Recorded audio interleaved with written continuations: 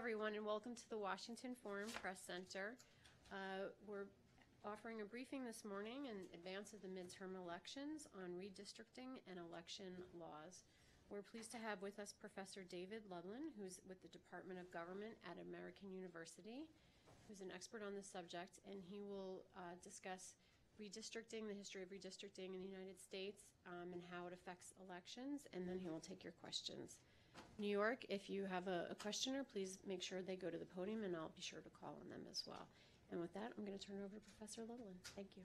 Okay, well, thank you for having me here today. Like Jean said, I'm a professor of government at American University, and indeed my first book was on redistricting, and with the holidays coming up, if you plug it, you can be sure to remind people it would make an excellent holiday gift. Our elections next week are obviously very exciting to us in the United States. Our entire House of Representatives with 435 seats will be renewed, as will 1/3 of the Senate. All are elected from single-member districts. And in most states, though not necessarily all of them, there are no runoff elections. It's simply single-member plurality. Okay, so whoever wins, wins. Number of other countries use this system. Obviously, our neighbors in Canada, but also countries like Ghana, for example. The seats are apportioned to states based on population, the total population at the time of the census every 10 years.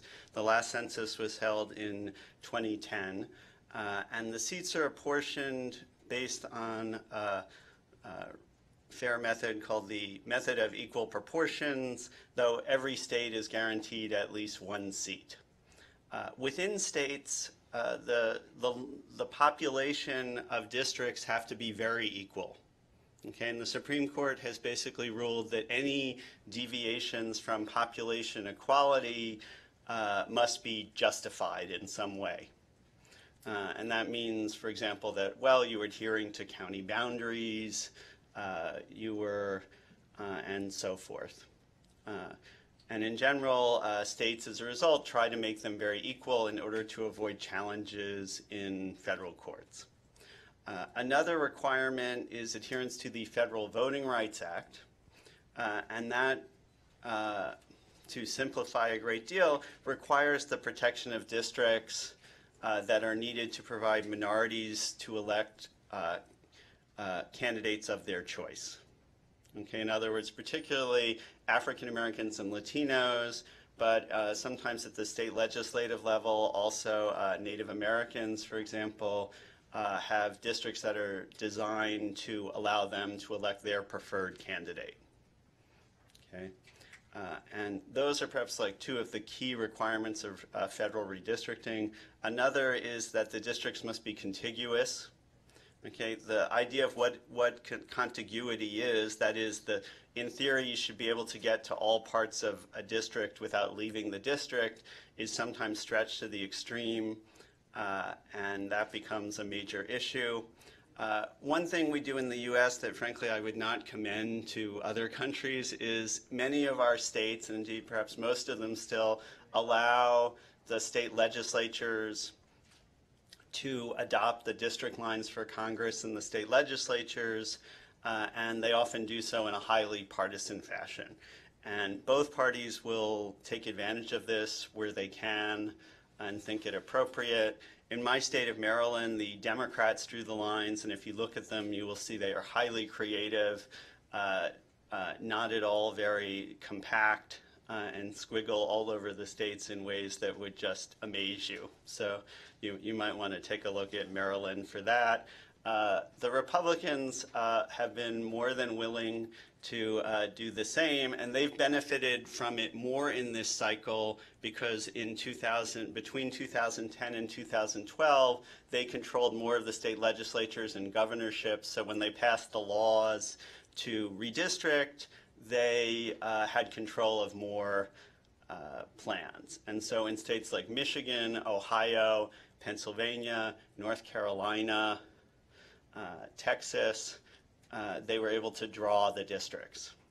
Now, in Pennsylvania, they actually have a new plan this year because those districts were challenged successfully in state court in Pennsylvania and overturned, and a much fairer plan that is far more favorable to the Democrats has been put in place. And there's been some changes in Texas as well due to a successful lawsuit under the Voting Rights Act. But otherwise, things have pretty much stayed the way they are, and that gives the Republicans a bit of an advantage going in. What also gives an advantage going in to the Republicans, and I think this is very important to point out, is that, you know, with single-member districts, it's not just that you get more votes, it's where the voters are located, okay? Because, you know, it doesn't matter how many votes you get if you never come in first in a district. Okay. And, you know, so if one party was getting 55% of the vote and the other was getting 45% of the vote, if that was true in every district in the country, the losing party would get no seats. Okay, there's no prize for second place. We see this, for example, in the United Kingdom, where the Liberal Democrats regularly come in second in many constituencies and get no seats. Or they get seats, but very few of them, I should say. For the amount of votes they get. In the US, this harms the Democrats a bit, and it doesn't have to, in a way that does not have to do with redistricting, which is that the Democratic vote is highly concentrated in urban areas. And so it's not very efficient, and that they would often prefer that maybe they had fewer of those votes in some of those city constituencies and more of them in suburban or outer suburban constituencies that would allow them to carry more seats. So even if you had even if you had completely fair redistricting everywhere, the Democrats would suffer a bit from this. We see this very commonly in single-member district systems. So in general, it's believed that the Democrats need to win not just more than 50%, but win by more than 5% or so in order to carry the House of Representatives. I'm a professor. There's always a risk of talking far too long, so I'll stop here and leave it open to questions.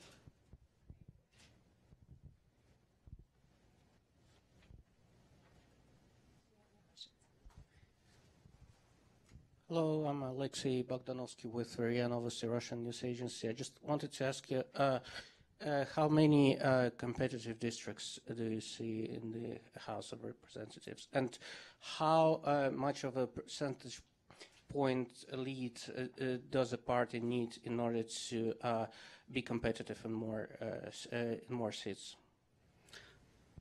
You know, obviously that changes depending on the share. Currently, you know, it depends how you define competitive. Okay, like if you define competitive as any seat where a party has a remote chance of carrying it, it's actually an unusually high number this year, and particularly compared to previous years. And I would say actually, you know, easily 100 of the 435 seats, and even as many as maybe 140, which is far higher than in recent cycles where the number of competitive seats has been lower, in terms of much lower. And the reason for that is twofold. One is because there seems to be a shift to the Democrats going on. How big, we do not know. The Democrats now have chances to grab seats that were out of their reach before, which puts new seats into play. The other thing that's happened is President Trump has really changed some of the divisions in our politics, or at least how people are voting, in very noticeable ways. Particularly, the white electorate is changing its voting behavior, and what we're seeing is that white working class voters are moving further away from the Democrats, though not changing so much in this election. They changed more in 2016. But in this election, what we're seeing is white college-educated voters, particularly college-educated women, okay, in contrast to, say, working-class men who have been among Trump's most loyal supporters, have shifted from 2016, according to surveys, to the Democrats. And since that's a new phenomenon that's changing, some districts in the past that weren't so competitive for Democrats are all of a sudden now more competitive. And that's, you know, the Democrats are really hoping, that comes to fruition in a lot of places, and indeed they're depending on it.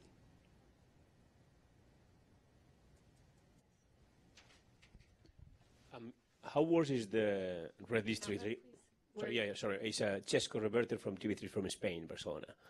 How worse is or has been the redistricting the last 10 years compared with 20, 30 years ago, 50 years ago? Is it as worse as it's now? So give us a little bit of perspective. And second question, why the US has this system? In a sense that I think, at least in Europe, we don't change borders of the districts every 10 years. I mean, from time to time, but it's not an issue over there. So I'd like to know why you have this specific problem that the rest, I think, of the Western world doesn't have. Well, in fact, actually, you do have it, and you have it in Catalonia, where, in fact, in both the Catalan and Spanish parliament, the seats are not allocated proportionally to the provinces, okay, even though the lines don't change. For example, in the Catalan province, but it's not an issue because we don't change it. In the sense, the system is fixed. You know what I mean? We can't discuss about the system, but the political parties, they don't have the power to try to change it. Yeah, but you should change it because in terms of equality, okay, the people of Barcelona are manifestly underrepresented relative to the people in Girona, Tarragona, and Lleida. So, you in fact do have the problem, I would say, in terms of you have consistent malapportionment and bias built into the system, okay? And, so what I would sort of say is it's a different set of problems, but it's not unique. Better or worse is often in the eye of the beholder. I think one thing we've seen that's encouraging is a number of states have started moving to fairer systems, okay? And there are a number of countries that use sort of what I would call bureaucratic or nonpartisan systems to draw their lines, such as Canada, Australia, and the United Kingdom. I would caution this doesn't eliminate bias due to the where the voters live problem, okay? Like the UK has drawn their lines very fairly, at least reasonably fairly for some time, yet for at least several elections there's a clear bias in favor of the Labour Party simply based on where Conservative and Labour voters lived. But that's not the same as the overt process problems that create overt biases that I was discussing. One good news is that one major state, California, created a very complicated but ultimately nonpartisan commission system of citizens that draws their districts, and that's actually provided for more competition, that we've seen many seats with closer elections in both the congressional and state legislative races, and since that's about 10% of the country, obviously that's a big deal. We're seeing increased pressure to do this in more and more states.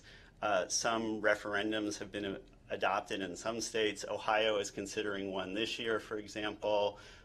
Florida has been moving in that direction, but there's still a lot of work to be done, and it's easier for the voters to do it in states like California, where they can pass a referendum to demand the change, than in states like mine, Maryland, where there needs to be a law.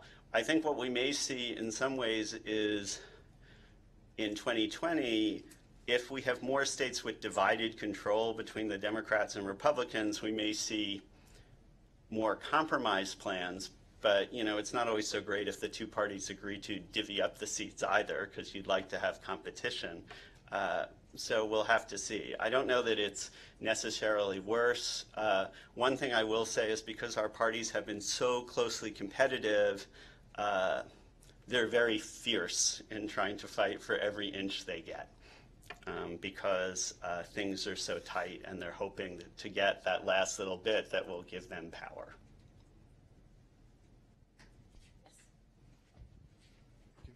Good morning, David Mirovsky, Czech Television Public TV. You said that Democrats were very creative in your home state, Maryland. I guess that Republicans are also very creative in the other states. Could you please be more specific? What does it mean to be creative if you are redrawing the districts? Thank you very much. It means that the districts often, when you create territorial representation, the idea is to have sort of at least somewhat natural territorial units that are compact and that represent sort of a community in some ways. Now, even adhering to like that, you can sometimes have districts that are a bit odder than others. In Maryland, what it means is that like loads of counties are split unnecessarily. Counties are our basic sub-state unit. And so, for example, Baltimore City, which could fit into one congressional district, is divided into portions of 3. Okay, there's districts that go from the Baltimore suburb, from east of Baltimore down into the Washington suburbs. Okay, the lines are very, I guess erose is the term we use in English, very complicated, and computers have really facilitated this. We've seen, particularly since 1990, where computers first got involved, it's only made sort of the ability to draw districts with precision. And, you know, increasingly we do have worries that I always think of Brecht's quote about, you know, East Germany, where he's chiding the government, saying, like, perhaps you should dissolve the government and elect a new one. That here we're seeing, instead of the people choosing their elected representatives, that the elected representatives are choosing their people. And however, ultimately, one of the good things that happens is sometimes the gerrymanderers don't anticipate changes in the electorate, like some of the ones that are happening now, and so forth, so that they don't always work as well. I must say a lot of the ones adopted in 2010 have worked rather well. But you see, you know, you can have, sometimes gerrymanders, though, don't have to be non-compact, though sometimes if you know a little bit more, you can see. I remember there's a Republican gerrymander in Arizona that looks more or less like a nice triangle, until you realize that the triangle has at its vertices the Democratic sections of Phoenix, Tucson, and Yuma, connected by miles and miles of empty desert, which Arizona has a lot of. Okay, so it's a nice shape, but it's not you know, normally you'd think you'd put all of Tucson in a district. You'd put Yuma and as much of another place as you need. You wouldn't like carefully draw out the partisan parts. That is an old plan, though. That's no longer in place.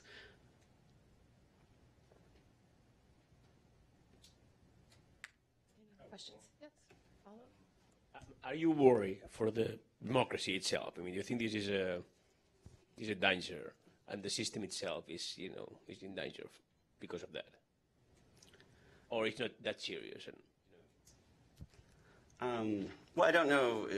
It's not so much about redistricting. It's a general question, but a fair one. Am I worried about democracy? I'm increasingly worried about democracy around the world, frankly. One thing I think we in America have had to learn a bit, and particularly after the 2000 elections, which caused us to try and improve the system by which we cast votes so that it's better and more accurate, is that we often tend to think of democracy as being like you've arrived at a train station, okay? Like you're there, you've arrived, you're a democracy. But the reality of democracy is that it takes continual work, continual defense of our freedoms, and continued civil society for people to advocate for the values that make democracy work. Because while institutions are super important, and as you can probably tell, I love to study electoral systems in different countries, you know, it's also about the people in the countries and the attitudes that they take. And I think we've seen a rise in some countries of the populist left, but in more countries a rise of the populist right, that, you know, increasingly there's sort of questions about some of these freedoms, but I think we've shown that clearly there's probably work to be done here as there is in other countries. We'll take one question from New York and then we'll come back here. Echo in France. Two questions. You say Democrats suffer from these rules today. Can you just give some examples and explain a little bit more about this? And the second question, is there really a debate to change these rules, maybe for the next elections? Thank you. The first one was examples of the Democrats. I didn't catch that either. Can you repeat your first question, please? Yeah, examples of, you said Democrats suffer from these rules today. Can you just give us some examples? Does Sure. it mean that, yeah, means that they have to win, you say, by more than 5% at the national level? I think that's it. Okay. A great example is the current North Carolina lines. Okay, in 2012, the first time they were used after they were drawn, which was, as you may recall, a pretty good year for Democrats. President Obama was reelected. The Democratic candidates for the House of Representatives in North Carolina got a slight majority of the vote. Okay, for president, which indicates, as most people suspect, that North Carolina is a fairly closely divided state. Okay, this was also a year, however, President Obama narrowly lost North Carolina, but the House candidates won. However, only 3 Democratic House candidates were elected out of the 13 in North Carolina in that year, even though they'd won a majority of the vote. Okay, and essentially it was because they were packed into, actually I take it back, maybe 4 won that year, 3 the next year when the Republicans did better, the next time they won 3, but essentially 3 of Democrats were heavily packed into 3 districts, and 2 of them were black majority districts. 1 of them was a liberal district centered on Chapel Hill, where the university is. And there was 1 district that a Democrat managed to eke out a win in that year that then he retired, and the Republicans have held easily since. Now this year the Democrats are hoping that maybe they'll break through that gerrymander and win a seat or 2 there, but so far it's worked very effectively to give the Republicans a disproportionate share of seats. I would caution at the same time, however, that when a party wins a majority, normally they're expected to win more than what you might term their fair share of seats. Okay, you see how that works in your own country, where, the National Front gets a sizable share of, I guess I should say National Rally now, gets a sizable share of the vote, but gets almost no seats in Parliament. Okay, and that's because the other parties, which are stronger, get a higher share, among other reasons besides your runoff system. And so here, generally, it's not shocking that one party would get a higher share than their share of the vote, because that's kind of how single-member district systems work. But the Republicans have made it so that they get an even higher share, and that it's very hard for the Democrats to get any seats unless they do extremely well, any more seats unless they do very well. Great. For our next question, we'll go here and then back to you. Hello, my name is Carissa. I'm from Singapore's The Straits Times newspaper. My questions are, how do the redistrictors get the data on people's political leanings to know how to draw the lines? And if unfair gerrymandering can be changed through court cases, what's preventing people from bringing more of these cases if they're not happy? Is it very time-consuming or expensive? Or thank you. All very good questions. Regarding the where they get the data, some of it, not the partisan data, but data on demographics is available from the census. Okay, down to the census can tell people down to very tiny levels, not at the individual level because you can't reveal data about a person, but down to what we call the block level. All sorts of data about the race, income, how many people live in the household. Okay, and parties through their own databases and then the states are able to match it with election result data, so they can figure out essentially, what is the voting behavior of people in past elections very simply. And if the parties want to take it even further, and it's not clear to me how much they do this, during elections now the databases are quite sophisticated at the individual level, where parties can buy data where they may know what magazines you subscribe to.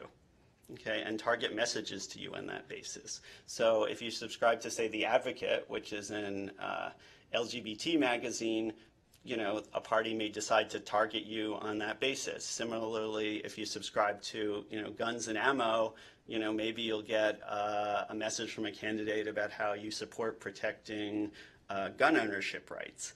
You could potentially pair that sort of information too. I think parties rely mainly on the election data, which is available. Some states prohibit its use during the process, such as Iowa, where it's drawn by bureaucrats. I believe like the drawers in California may also, are also sort of limited in how much they consider that sort of information.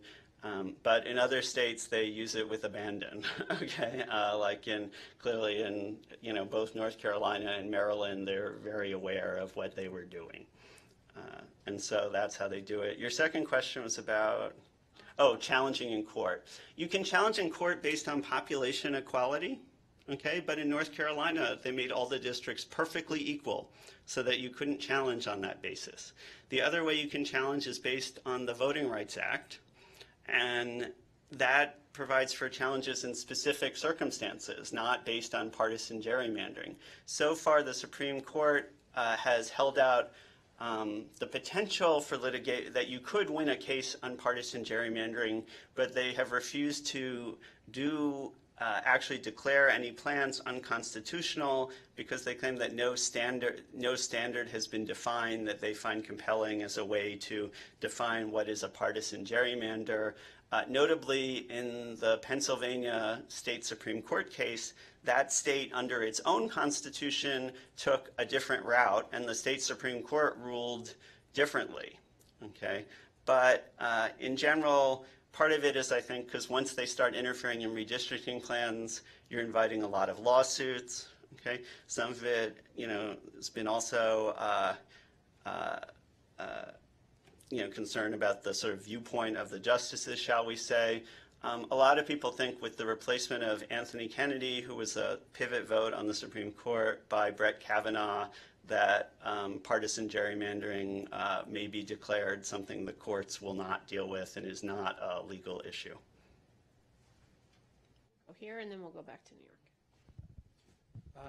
Just another question. It's, right now it's a common opinion that the Democrats had some structural disadvantage on the map because the redistricting was made mostly by Republican legislators. And how do you expect the map to change after the next census? Will the Dems have more of an advantage or less, even less maybe?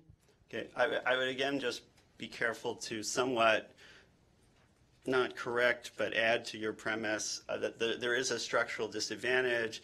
Part of it may be due to redistricting. Part of it is also due to where the voters live, okay? And so that the concentration of Democrats within cities would cause Democrats to need more than 50% of the vote to win, even if the lines were perfectly fair, okay? In terms of after 2020, it depends a lot on how the gubernatorial and state legislative races turn out, okay? But the Democrats, unlike in 2010, look pretty sure. They already hold North Carolina. They seem sure to hold Pennsylvania. They seem very likely to win Michigan. According to the latest polls, maybe Ohio and Georgia lean by a hair to the Republicans, but we'll have to see on that. In Florida, the Democrat seems to lead, but somewhat narrowly. If the more of those races Democrats win, the more, since governors have the right to veto laws, I should actually take it back, except in North Carolina, where they cannot veto redistricting plans, so the Republicans will likely still control it there. The Democrats will be better positioned to at least defend their party's interests, in which case you'll either see a plan that both parties approve of adopted, or no plan will be adopted and they'll fight it out in court. I'm sure we'll see both happen in some states, as we always do. Again, that's part of the reason these elections are of such great interest, because the governors elected now will be, except for in New Hampshire and Vermont, where they elect governors for 2-year terms, be in place after the next census through 2022. and redistricting plans have to be adopted in advance of the 2022 House elections. The next cycle of elections will be the last held under the existing plans. All right, we'll go back to New York for the next question. Yes, just to come back to the second question I had about, is there really a debate among politicians to change the rules, or is it something really strict? I mean, my apologies first for not answering it when you asked it the first time, because you did ask. Among politicians, I think in some places more than others, but, in some states, the politicians that are advantaged would very much like to stay advantaged and don't want to change the rules. Okay? I would say Democrats, because they've seen themselves as losing from the rules, have been a bit more interested in changing them than Republicans, and in some places a lot more interested because they've been losing.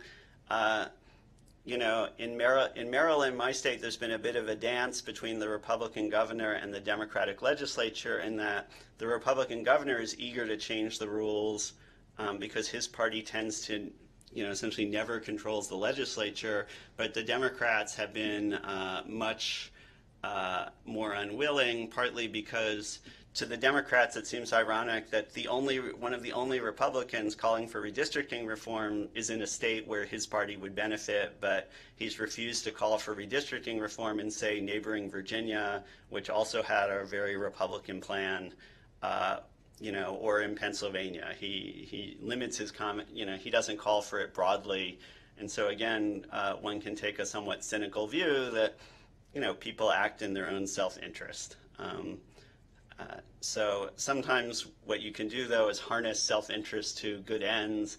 And so what I wonder if in Virginia, where you now have a Democratic governor, and Republicans can see that they may lose the state legislature, that they may have a new moment where they decide that, gee, maybe we should talk to the Democrats about adopting some form of other way of doing this, because otherwise we may be on the losing end of this. But, that's just purely my speculation. Any additional questions here in Washington? Yes. Hi, Professor. Sorry, I got here a little bit late. This may have been asked already, not sure, but... Just provide your name and outlet, please. Sure. Emiliana Molina with NTN 24. We're a Spanish news outlet. I was wondering how redistricting the voting across the United States might somehow affect minority voters, especially Latinos, and if there's a particular state in where we're already seeing this and it has taken an impact when we send congressmen to the House of Representatives. Interesting question. For Latinos, the situation is really quite different than for African Americans, and the reason is because so many Latinos in this country are not citizens. Okay, so in a district, and particularly citizens of voting age are disproportionately not citizens, because after all, if, say, you arrived in this country as an immigrant by whatever means, you may not have acquired citizenship, but if your children were born here, they have it. Okay, it's been much in the news as of late, as I'm sure you're aware. And so in many districts with large numbers of Latinos that are drawn to benefit Latino voters, that actually works out pretty well for them and the Democrats, because many of the people living there may not be voters, but they, you still have districts electing Democrats for relatively few votes, but more specifically electing Latinos for relatively few votes, versus if we had a proportional system, they might find it harder because there it's strictly the votes that count. Obviously the Latino share of the electorate, however, I don't want to overstate, lower levels of participation, continues to grow apace with each election. And Latinos are forming a larger and larger share of many districts. I think what we've seen is that the share of minority elected officials in many places seems likely to grow, partly because people seem quite willing to vote for candidates of whatever race as long as they're of their party. Okay. And so we see, for example, that an African-American woman seems likely to win a very white district in northwestern Connecticut.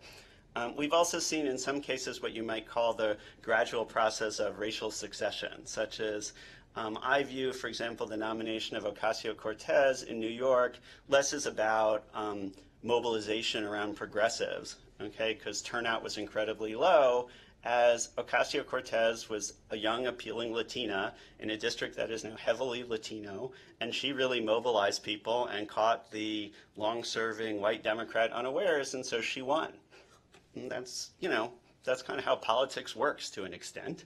And, we've also seen similarly where Charlie Rangel's district in Harlem used to be very African American, has now become more and more, and in fact now majority Latino. Rangel, after he stepped down, he fought off several challenges from Latinos. The district's now represented by, surprise, surprise, a Latino.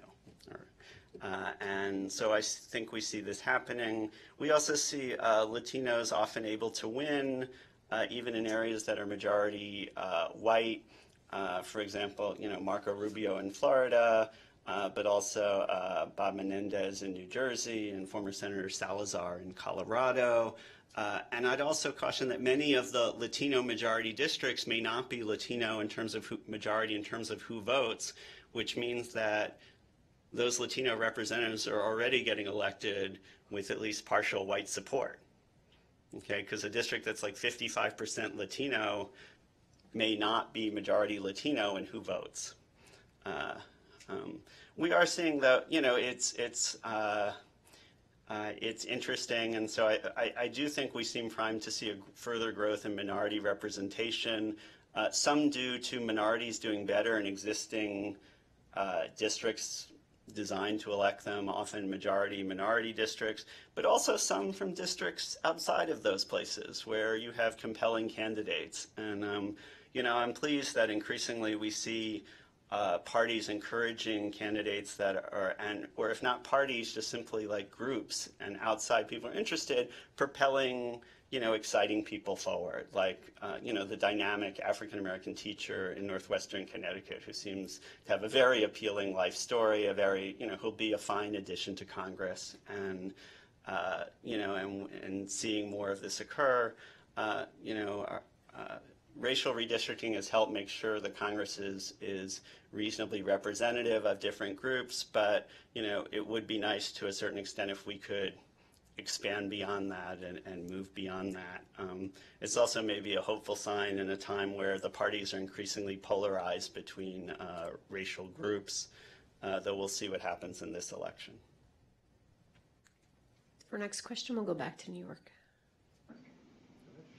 Hi, I'm Liu from Xinhua News Agency. I have two questions. First one is, how many districts have been redrawn in the last 2 years involving this midterm election? I know several of the, I would say roughly half the districts in Pennsylvania. I'd have to check and see. I'm not sure when the Texas districts were redrawn or not, but that was only a couple of them. So not many districts. The general big redrawing occurs every 10 years after the census, and the census always occurs in the year ending in 0. And it's mandated by the Constitution specifically to collect data for apportioning seats, though the data is used for many other purposes too. You have an estimate of the number? I mean, that's about as good as an estimate as I can give you off the top of my head. I don't want to speculate, but a very small portion. Pennsylvania is really the major place where that's occurred. The vast majority of states have not redrawn their districts because they're not required to, and indeed it's not expected that states redraw their districts between every election, precisely because we don't want even more manipulation. Second question is, how do you see the enthusiasm of minorities this year? Why they have a lower turnout rate usually? Well, I mean, we don't always have a lower turnout rate. Roughly, African Americans and non-Hispanic whites tend to vote at roughly the same rate, particularly once you control for other demographic factors that predict voting, such as age and education. There are fewer Latino and Asian American voters, partly because such high proportions of Asian Americans and Latino Americans are not citizens and therefore cannot vote. However, even among the citizens, voter turnout is lower than for white or African Americans, whites or African Americans. Speculation, a variety of reasons. Sometimes language barriers play a role. Sometimes it's also the parties need to do a better job of mobilizing people to vote. You know, it's interesting that Puerto Ricans on the mainland vote at much lower rates than Puerto Ricans who live on the island. Okay, Puerto Ricans who live on the island vote at incredibly high rates, okay, much higher than people on the mainland in general of any race. But Puerto Ricans who live in the U.S. tend to vote at lower rates. And part of it is that, you know, in Puerto Rico, there's huge mobilization by the two major parties that turn the election into, shall we say, quite an event. Another reason may be is that sometimes, you know, recent immigrants are often more focused on politics in their homeland than in the United States per se. And when you think about how cable TV now makes it easy to get information and to watch television in your own language, that's easy to do. And, you know, pretty natural thing when you think about it. And many Puerto Ricans who are obviously Americans may be in some ways more focused on Puerto Rican politics on the island. But, you know, increasingly, you know, we see, you know, greater efforts to engage. There have been, I must say, criticisms of democratic efforts to engage Latinos as being insufficient or not as well done as they should be to engage this, you know, fast-growing group in the electorate. Latinos numerically are the fastest growing group. In terms of percentages, Asian Americans are, because Asian Americans have now become the largest immigrant group to the country. Time for one last question.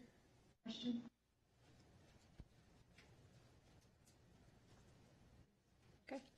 Well, we wanted to thank Professor Lublin for coming here today. And just a programming note, all our non-government guests or experts invited to address the FPC offer their views in a personal capacity and do not represent official policy views of the U.S. government. I want to thank the professor for coming today and thank you all for attending as well. Oh, sorry, one last question in New York. Yes. Go right ahead.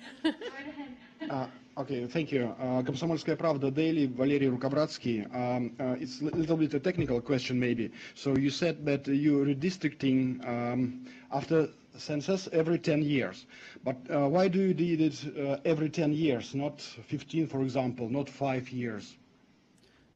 Because that's how we decided to do it when the country was founded, that it would be done after each census, and we decided a decade was a good unit, probably because it's 10 years seems round to people now, and it probably did back in the 18th century.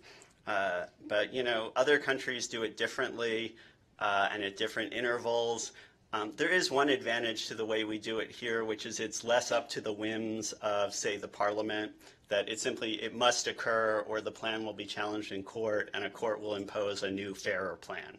Versus in some countries you've seen governments reluctant to move forward with redistricting because they're worried that it will hurt their party, or maybe pushing it forward sooner because they think it will help their party. So in this case, at least, we have sort of a fixed date. I would like to take this opportunity on a different note just to emphasize what Ms. Fischetti said, which is that you know, these are just my professional opinions as a political scientist, and I like to say, don't blame my government for anything I said, and don't blame me for anything my government said. And on that note, we'll conclude this briefing. Thank you very much. Thank you.